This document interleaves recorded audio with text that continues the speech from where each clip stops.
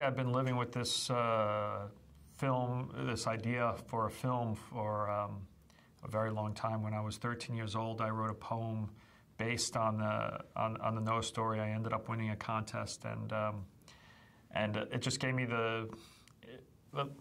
I started to be able to think of myself maybe as a writer. And then when I was finishing my first film, Pi, I started to think about what would make a good next movie. And it was very early in my career, but I started to think about Noah. I didn't realize how big of an ordeal and a task that would be. It took me, I guess, 14, 15 years of filmmaking to get to this point. So more than any film I've worked on, I think this one's been living with me since way back. It's clearly an exciting time to return to biblical stories. You know, back when I was talking about first writing this about 6, 7 years ago, no one in Hollywood really understood what I was talking about. But it's been 50 years since anyone's made a biblical epic, and you know, VFX and the possibilities of how to make a film like that have just exploded.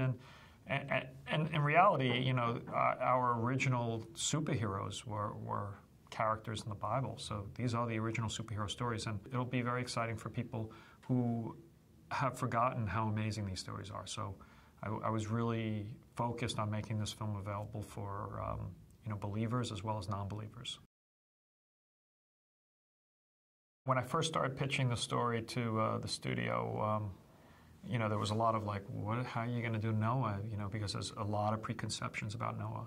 Guy with a long white beard, sandals, and a long robe set in a yellow desert. And I realized that, you know, that there were a lot of expectations to break. But if you look at the actual story in this pre-Diluvian time, having the first rainbow, having, you know, all these miracles happen, the opportunity to build a world that was, you know, based on all the different clues and ideas that were in there, but make it into a world unto itself was really exciting. So, you know, the fact that the first rainbow happens makes you wonder if there was even blue skies before the flood happened. So it opened up our imaginations to imagine something very, very different and to try and do something. So me and the team started to create this fantastical world that wasn't a typical, cliched biblical film, but was something new and unexpected for people. The Noah story is a very short story. It's only a few paragraphs long. Noah doesn't even speak in the Bible, but you know, of course, when you have Russell Crowe, you're going to have him talk somewhat. So we had to sort of look for clues to try and understand his character. It talks about Noah being a righteous man, and after doing a lot of research on what righteous means, we realized it was a balance between justice and mercy. And you know, as a parent, you can really understand that. If you're too just with your child, and you're too strict, then you can really mess up your child.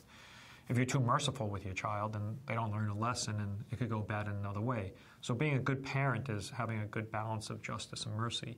And for us, that was sort of an understanding of what Noah's character might be, what righteousness might be. So Russell's character goes through a bunch of challenges and a long exploration trying to find that right balance of justice and mercy.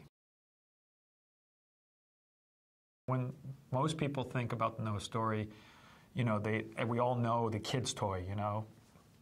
For hundreds of years, people have been building wooden boxes with animals 2 by 2. But if you actually look at the story, it's a lot darker than that. It's a lot more intense than that. You know, in 4 stories, from creation, through the original sin, through the first murder, and then to Noah, the Creator goes from creating the world to wanting to destroy it. So we really worked hard on trying to understand what it must have been like to make that decision, to want to destroy your creation and start over again. And that was an important thing to try and dramatize and bring to life. In Noah, it's completely natural. I mean, there's a real strong family drama in the film, something people are not going to expect. And to bring that to life, you have to have real characters with real emotions. So even though these miracles are happening, and all the miracles of the story of Noah are represented in the film, we had to be really, you know, careful to make sure that the characters were as real as possible and interacting with each other with truthful emotions. Casting the role of Noah is a very difficult thing to do. There's a lot of expectations on what Noah is like, and You know, but once again, we wanted something very, very truthful. So we wanted to find someone who is absolutely, undeniably, like you see him and you believe what he's doing. And there's few, you know, men out there that can pull that off. And Russell totally has integrity and truthfulness and strength and an assuredness that is, it's very rare. And you can buy him as a prophet. Noah in the film has his wife, played by Jennifer Connelly, who I get to work with a second time. I worked with her many, many years ago, and just to see how much she's matured as an actor and what her abilities are now, just to see the masterful skill she has on screen has been a great pleasure.